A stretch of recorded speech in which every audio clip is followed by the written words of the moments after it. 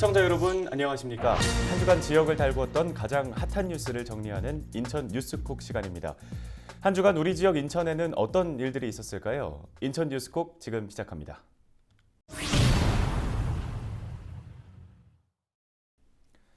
네, 오늘 첫 소식입니다. 인천시와 부천시 정치권이 제2경인선의 부천 옥길 그리고 시흥 은계 경유를 위해서 함께 힘쓸 것을 약속했습니다. 이번 합심이 과연 긍정적인 결과를 이끌어낼 수 있을지 관심이 가는데요. 이재필, 김진재 기자가 취재했고요. 먼저 리포트부터 보고 오시겠습니다. 인천 지역 정치권과 부천 지역 정치권이 한자리에 모였습니다. 이들은 현재 추진 중인 제2경인선이 부천 옥길과 시흥 은계를 지나도록 노선을 변경하는데 힘을 합치기로 합의했습니다. 제2경인선의 옥길 경유는 옥길 지역 주민들의 수건, 주민들은 옥길 경유를 희망하는 청원서도 지역 정치권에게 전달했습니다. 잘 전달해서 꼭 당첨시키도록 하겠습니다. 부천시는 이미 옥길을 포함한 변경 노선에 대해 사전 타당성 조사 용역도 마친 상황. 결과 비용 편익비는 1.05로 기준인 1을 충족했습니다. 제2경인선을 더 많은 주민들이 이용하면서 경제성도 유지할 수 있다는 결론을 얻게 된 것입니다. 인천시와 경기도는 이번 주 중으로 국토부에 제2경인선의 노선 변경을 정식 요청할 계획입니다. 헬로티비 뉴스 이재필입니다. 네, 리포트 보고 왔습니다. 이재필 기자, 먼저 제2경인선의 사업 개요부터 짚어주실까요? 네, 인천 청학과 노년, 서창을 거쳐서 구로, 영등포, 노량진 내리는 말 그대로 광역 철도망입니다. 현재 계획상으로는 15개 역을 지나는데요. 사업비는 1조 1,446억 원이고요. 현재 기재부가 예비 타당성 조사에 착수한 상황입니다. 예. 앞서 진행된 사전 타당성 조사에서는 비용비 편익비, BC 값이 1.1을 기록했거든요. 참고로 이 BC 값이 1을 넘어야지만 돈이 들어간 만큼 경제성이, 필요성이 있구나라는 것을 인정을 받게 되는 그런 상황인 겁니다. 예. 예비 타당성 조사 결과가 2021년 상반기쯤 마무리될 것으로 예상이 되는데요. 이후 2024년 착공할 계획인 것으로 알려졌습니다. 네, 그렇군요. 김진재 기자, 그러면 이 노선에 이제 부천 옥길과 시흥 은계가 포함이 되도록 인천과 부천 지역의 지역 정치권이 합심을 하겠다는 거잖아요. 네, 맞습니다. 이 부천 옥길의 경우에는 전철역도 멀고 또 이 광역 버스망도 부족해서 그동안 주민들이 항상 교통 불편을 호소해 왔었거든요. 예. 예, 주민들은 제2경인선에 이 옥길 지구를 포함시켜야 된다고 계속 꾸준히 요구를 해왔습니다. 실제로 지난 6월부터는 제2경인선 유치를 위한 시민 추진단까지 발족한 상황이었고요. 이를 알고 있기 때문에 부천시도 이 시흥시와 함께 이 제2경인선에 시흥 은계지구와 옥길을 포함시킨 후 사전 타당성 조사를 진행을 했습니다. 네. 그리고 앞서 리포트에서 언급했다시피 이 용역에서 BC 값이 1.05가 나왔거든요. 이게 경제성이 있구나, 해볼만 하구나 이런 이제 판단 근거가 되는 건데 네. 인천 지역 역시 뭐 제2경인선이 부천을 경유하면은 훨씬 또 교통도 편리해지기 때문에 뭐 거부할 이유가 없죠. 예. 이에 부천 지역 정치권과 인천 지역 정치권이 합심을 해서 이 노선 변경을 추진하게 된 겁니다. 네, 이재필 기자, 그러면 앞으로 이제 이 사업은 어떤 절차를 밟게 되는 건가요? 네. 앞서 리포트에서 말씀드렸지만 인천시와 경기도가 옥길 등을 포함한 변경 노선으로 노선을 변경해 줄 것을 국토부에 이달 중으로 정식 요청할 계획인 것으로 알려져 있고요. 만약 받아들여진다면 내년 상반기 중 노선 계획이 변경될 것으로 지역 정치권은 예상을 하고 있는 상황입니다. 네. 그 이후에는 앞선 계획과 동일합니다. 2021년 상반기 중으로 이 변경된 노선을 예비 타당성 조사를 진행을 마무리할 계획이고요. 2022년에 실시 설계 그리고 2024년에 착공에 들어갈 전망입니다.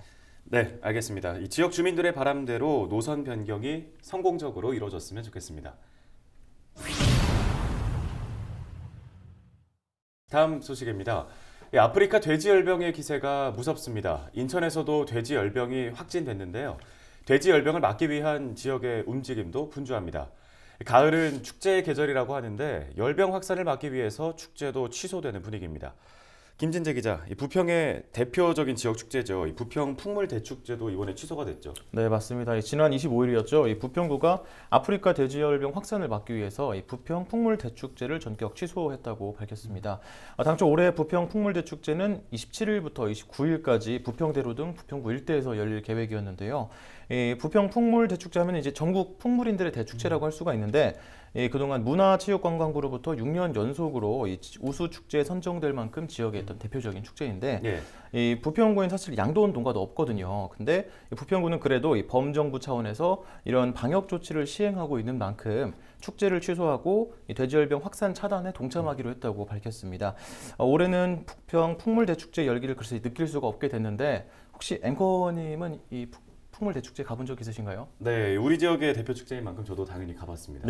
가보셔서 알겠지만 저도 사실 작년에 이제 부평대로를 지나다가 대로가 다 막혀 있더라고요. 그래서 예. 이렇게 뭔가 했는데 알고 보니까 풍물 대축제가 여기서 열리는 거더라고요. 그래서 뭐 공연도 많고 특히 뭐 지역 주민들이 직접 참여해서 흥겨운 풍악을 울리는 게 사실 그게 굉장히 전 인상적이었는데 예. 흥이 절로 나더라고요. 여기에 또 뭐 먹을거리, 즐길거리도 굉장히 많아서 주민들의 어떤 중요한 축제 중에 하나였는데 올해는 돼지열병 때문에 이렇게 돼서 좀 안타까운 상황입니다. 네, 준비도 당연히 많이 했을 텐데 좀 아쉬운 소식입니다.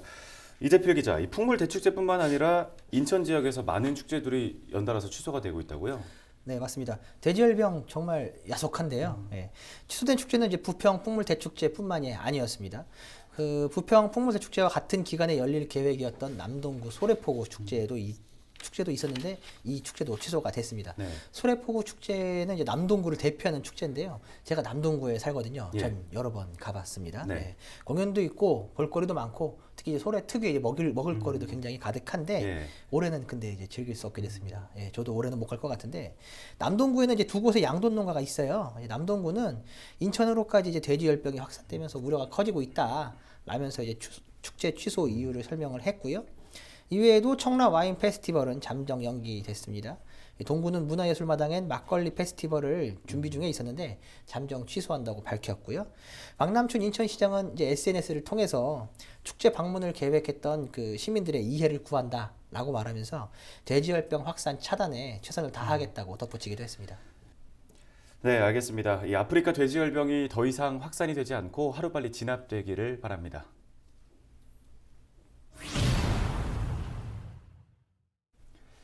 이어서 다음 소식입니다. 계양구의 신성장동역 서운산업단지가 얼마 전 공식적으로 준공 소식을 알렸습니다. 서운산단 입주기업들이 채용박람회를 열었는데요. 약 10,000명의 고용 유발 효과가 기대되는 서운산단 채용박람회 현장을 이재필 기자가 취재했습니다. 먼저 리포트 보고 오시겠습니다. 서운산단 제1근린공원으로 사람들의 발길이 이어집니다. 서운산단 입주 기업들이 함께한 채용박람회. 64개 업체는 박람회를 통해 798명의 인재를 채용할 계획입니다. 구직자도 많지만 저희 같은 경우는 이 중소기업은 구인을 하기도 굉장히 어려운데 이런 기회에 좀 관심을 많이 가져주시고 좀 많은 좋은 인연이 될 수 있는 분을 많이 찾아뵀으면 좋겠습니다. 서울 외곽 순환 고속도로 등 풍부한 광역 교통망, 그리고 인천국제공항, 인천항과 인접한 뛰어난 접근성. 이런 장점을 앞세워 어려운 부동산 경기 속에서도 서운산단은 이미 완판됐습니다. 입주기업들은 서운산단의 경쟁력을 앞세워 지역 인재들과 함께 성장해 나갈 것을 자신했습니다. 근처에 뭐 시야 남동공단에서 모든 인프라가 잘 갖춰진 아주 좋은 위치에 있기 때문에 저로서는 그런 부분을 충분히 100% 활용할 수 있는 부분이 있어서 제가 서운산단에 입주하게 되었고, 계양구는 박람회에 참여한 입주 기업 대표들과 소통하는 자리도 마련했습니다. 박형우 계양구청장은 기업들이 성장할 수 있도록 행정 지원을 아끼지 않을 것을 약속했습니다. 구에서 이제 인수인계 지금 과정입니다. 그래서 인수인계를 받고 나면은 우리 구에서 여러분들의 의견을 전부 종합을 해서 구에서 지원할 수 있는 것들은 저희가 적극적으로 지원할 예정이니까요. 10,000명 이상의 고용 유발 효과가 기대되는 서운산단. 계양구는 서운산단을 기점으로 제2서운산단과 계양 테크노밸리까지 성공적으로 개발한다는 포부입니다. 헬로티비 뉴스 이재필입니다. 서운산단의 2019년 하반기 채용 박람회 현장이었는데요. 많은 분들이 찾은 것 같은데 현장 분위기는 어땠나요? 네, 채용 박람회를 많은 시민들이 찾아주셨습니다. 연령대도 젊은 층부터 노년층까지 굉장히 다양했는데요. 생산직부터 서비스직, 전문 기술직까지 다양한 직군을 뽑았습니다. 참석자들은 연봉과 이제 근로조건 등 꼼꼼히 살피면서 자신에게 맞는 일자리를 살펴봤는데요. 네. 특히 현장에서는 입사 서류 컨설팅 등 구인구직 관련 이제 다양한 도움 프로그램도 운영을 했는데 인기가 굉장히 좀 많이 있었습니다. 예. 참가자들의 많은 관심도 끌었는데요. 참가자들의 많은 관심 속에서 서운산단 채용 박람회가 성황리에 마무리됐다고 볼 수 있을 것 같습니다. 네, 이 서운 산단으로 인한 기대 효과가 좀 크잖아요. 박형우 계양구청장도 이를 언급을 했었는데 구체적으로 봤을 때는 어느 정도의 기대 효과를 좀 볼 수 있을까요? 네, 앞서 리포트에서 언급했지만 이제 10,000명 이상의 고용 유발 효과가 예상이 되고 있는 상황이고요. 약 1조 4천억 원의 생산 유발 효과도 예상이 됩니다. 특히 계양구는 서운산단을 통해 재정 자립도를 높이고 지역 경제 활성화를 이끌겠다는 이런 포부를 나타내고 있는데요. 계양구의 재정 자립도가 이제 10%대거든요. 예. 수도권 지역에서 재정 자립도가 10%대인 곳은 거의 없어요. 네. 굉장히 열악하다고 볼 수 있는데 이는 계양구 대부분이 이제 그린벨트로 묶인 상황에서 이 산업 구조가 매우 취약하기 때문에 그런 상황인데 2010년 박형우 청장이 이런 상황을 타개하기 위해서 첫 공약으로 꼽았던 것이 바로 이 서운산단 공약이었습니다. 예. 기업들이 들어온 만큼 이제 세수입은 당연히 늘어날 것이고요. 여기에 고용 인원들이 이제 1만 명 정도의 이제 고용 창출 효과를 말씀을 드렸잖아요. 고용 인원들이 늘면 당연히 자연스럽게 지역 상권을 이용하면서 자연스럽게 지역 경제 활성화로 이어지겠죠. 예. 이 부분을 바라고 있는 건데요. 이런 부분들을 통해서 계양을 한번 바꿔보겠다는 게 계양구 현 집행부의 목표입니다. 네, 알겠습니다. 김진재 기자, 이 서운 산단뿐 아니라 제2서운 산단, 계양 테크노밸리도 준비 중이죠? 네, 맞습니다. 제2 서운산단으로 불렸던 계양 산업단지가 지난 4월이죠. 국토부의 입지 심의를 통과했는데요. 이 서운산단의 절반 정도의 규모인데 계양구는 이곳에 친환경 첨단 산업단지를 구축한다는 그런 계획입니다. 네. 이뿐만이 아니라 청년들의 창업 공간이나 중소기업들을 위한 연구 개발 시설도 마련할 계획인데요. 오는 2023년 준공을 목표로 진행을 하고 있습니다. 또 이뿐만이 아니죠. 지난해 12월 3기 신도시로 지정된 계양 테크노밸리가 또 있습니다. 정보통신과 디지털 콘텐츠 등 지식산업 기반의 첨단 산업단지가 조성이 되는데 판교의 1.4배 규모로 일자리 10만 개 창출이 목표입니다. 예. 흔히 신도시 하면은 보통 베드타운들을 많이 생각을 하시는데 이 계양 테크노밸리는 자족 도시를 목표로 하고 있거든요. 예. 서운산단과 계양산단 그리고 이 계양 테크노밸리를 묶어서 이 대규모 산업 벨트를 조성하는 게 계양구의 최종 목표입니다. 예, 알겠습니다. 이 계양구의 발전해 나가는 모습 저희도 계속해서 지켜보도록 하겠습니다.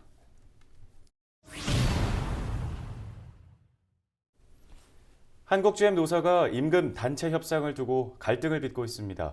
한국GM 노조가 기자회견을 열고 경영진의 퇴진을 촉구했는데요. 이재필 기자, 이 노조가 기자회견까지 열면서 경영진의 퇴진을 촉구한 이유 뭔가요?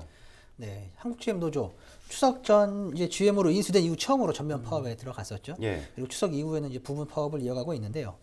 노조는 기자회견장에서 노동자들이 파업에 나서는 이유는 미래에 대한 절박함 때문이다 라고 이렇게 강조를 했습니다. 한국GM 노사는 그동안 9차례에 걸쳐서 임금 단체 협상, 교섭을 진행을 했는데요. 합의를 보지는 못했습니다. 예. 노조는 기본급 5.65% 인상과 통상임금의 250% 수준의 성과급 지급, 그리고 생산 확약 등 중장기 발전 계획 등을 요구하고 있는데요. 사측은 경영난을 호소하면서 임금 동결 등 노조의 요구를 모두 받아들일 수 없다는 입장을 고수하고 있습니다.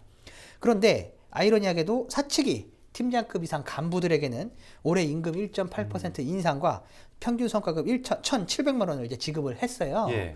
경영난의 임금 동결을 요구하고 있는 것과는 좀 앞뒤가 맞지 않죠. 예. 때문에 노조가 이 부분을 가장 크게 반발을 하고 있는데 노조는 사측은 경영난을 이유로 임금 동결을 주장하고 있는데 팀장 이상급은 귀족이고 8,000명의 조합원은 8,000명 이상의 조합원은 노예냐라고 이렇게 주장을 하고 있는 그런 예. 상황이에요. 현장 노조의 목소리를 직접 한번 들어보시죠. 저희는 분명하게 말씀드리지만 그 사람들이 작년 거 올해 거 다 내놓는다라면 저희는 동결 선언이 아닌 회사의 미래 발전만 갖고 이야기할 수 있습니다. 예, 이 간부들이 성과급을 반납을 하면 노조는 임금 동결을 받아들일 수 있다 이런 입장인 거잖아요. 그럼 한국GM 측의 입장은 어떻습니까? 한국GM 측은 이미 지난해 노조와 경영 개선을 이루기 전까지는 임금을 동결하기로 합의를 했다. 이에 경영 개선을 이루지 못했기 때문에 합의에 따라 임금 동결을 요구하고 있는 것이다 라고 주장을 했는데요. 네. 간부급들의 성과급 지급에 대해서는 일반 직원과 그 간부급들의 임금 체계가 다르다. 이 둘의 성과급과 임금 인상을 일률적으로 비교할 수는 없다 라고 입장을 설명했습니다. 네. 이 한편 한국GM의 비정규직 해고자들도 복직을 촉구하면서 고공 그리고 단식 농성을 진행 중에 있잖아요. 최근에는 시민단체와 노동계도 이 단식 농성에 동참을 했다고요? 네, 맞습니다. 시민단체와 노동계도 돌아가면서 단식 농성에 현재 동참을 하고 있는 그런 상황인데요. 한국GM 부평공장에서 근무하던 이제 비정규 해직자 46명이 복직을 촉구하며 농성 중에 있죠. 이들의 농성은 2017년부터 이어져 오고 있는데 최근 한국GM이 부평 2공장을 지금 현재 기존 1교대에서 2교대로 확대 운영할 계획을 밝혔거든요. 계획인 것으로 알려져 있거든요. 예. 아직 뭐 공식적으로 하겠다라고 밝히진 않았지만 할 것으로 지금 계획이 알려져 있는데 확대 운영할 경우 이제 인력이 당연히 필요할 거잖아요. 예. 이 필요 인력을 해직자들로 채우면 해결이 된다라고 지금 생각을 하고 있는 거예요. 네. 2교대 확대 운영 시에 약 750명의 인력이 추가로 필요한 것으로 지금 전해지고 있는데 복직을 희망하는 노동자가 46명이잖아요. 예. 충분히 채우고도 남는 그런 상황입니다. 네네. 이 때문에 노조는 여론 형성을 위해 고공농성과 단식 농성이라는 강한 투쟁 방향을 선택했습니다. 네. 근데 그럼에도 불구하고 이 한국GM 측은 이 해직자들을 복직시킬 계획은 없는 거죠? 네, 맞습니다. 비정규직 노동자들의 경우 엄밀히 말하면 용역업체 소속인데 용역업체 소속으로 한국GM 공장에서 이제 일을 했던 거죠. 한국GM은 비정규직들의 복직 문제는 비정규직들과 용역업체가 해결해야 할 일이지 예. 우리가 관여할 일은 아니다라고 일관되게 입장을 밝히고 있습니다. 네. 그런데 이 법원과 정부가 비정규직들은 한국GM 소속이다 이렇게 판단을 하고 있잖아요. 네, 맞습니다. 이미 노동부는 한국GM 비정규직 노동자들을 불법 파견으로 규정을 했습니다. 용역업체 소속이 아니라 한국GM 소속으로 봐야 한다라는 건데요. 예. 이에 노동부는 한국GM 부평공장과 창원공장의 비정규직 노동자 1,662명을 불법 파견으로 판단하고 한국GM에 시정을 명령을 했습니다. 예. 그런데 한국GM은 받아들이지 않죠. 그리고 행정소송으로 응답을 했습니다. 이뿐 아니라 한국GM 비정규직 노동자들은 한국GM을 상대로 그 정규직으로 전환을 해줄 것을 요구하면서 다발적으로 지금 이제 소송을 진행 중에 있어요. 네. 근데 지금까지는 모두 노동자들이 모두 승소했습니다. 이미 지난 2015년 한국GM의 비정규직 노동자 5명이 대법원으로부터 불법 파견을 인정받아서 정규직으로 전환된 사례가 있어요. 예. 예. 한국GM은 이처럼 소송을 통해 승소한 비정규직들만 전환을 해주고 있는 그런 상황인 거예요. 예. 그런데 이 소송이 굉장히 긴 시간이 들어갑니다. 1심 판결만도 한 2, 3년이 걸려요. 이 부분 때문에 굉장히 이렇게 이야기도 많고 문제가 많다라는 지적도 나왔었는데 하물며 대법원 판결까지는 뭐 말할 것도 없겠죠. 예. 정부도 법원도 인정하고 있지만 이 모든 아픔은 그 약자인 비정규직들이 짊어지고 가야 할 몫이 되고 있습니다. 네, 알겠습니다. 이 한국GM 노사가 임단협으로 갈등을 빚고 있는데요. 많은 양의 이제 언론 보도와 기사도 쏟아지고 있는데 상대적으로 이 비정규직과 관련된 이슈는 찾아보기가 힘든 것 같아요. 네, 맞습니다. 지역 시민사회도 이 부분을 가장 우려하고 있는데요. 이번 2교대 전환을 이제 앞두고 여론전을 활발히 펼쳐야 할 시기인데 한국GM의 정규직 노조와 사측 간의 갈등만이 부각이 되고 있는 그런 상황입니다. 예. 거기에 뭐 기존 노조니 힘든데 양보하지도 않는다느니 사실과는 조금 다른 호도된 기사와 댓글들이 또 많이 올라와 있는 상황인데요. 좀 안타깝죠. 예. 정부가 한국GM의 회생을 위해서 8,100억 원의 공적 자금을 한국GM에 투입을 했습니다. 이 공적 자금을 투입한 이유는 바로 시민들의 일자리를 지키기 위해서였어요. 이 부분이 가장 중요한데 예. 그런데 해직자들은 여전히 복직도 못하고 길거리에서 농성을 이어가고 있는 그런 상황인 거죠. 뭔가 잘못됐다고 봐야 할 것 같아요. 예. 시민들과 지역 정치권 그리고 정부의 관심이 그 어느 때보다 필요한 시점인 것 같습니다. 네, 안타까운 상황인데요. 이 약자들의 목소리에 위정자 그리고 시민들이 귀를 기울여 주시기를 바라겠습니다. 한 주간의 핫 이슈로 마련한 인천 뉴스콕 오늘 준비한 소식은 여기까지입니다. 앞으로도 지역 주요 현안은 물론 숨겨진 소식을 더욱 심도 있게 콕콕 짚어드리도록 하겠습니다. 시청해주신 여러분 고맙습니다. 수고하셨습니다.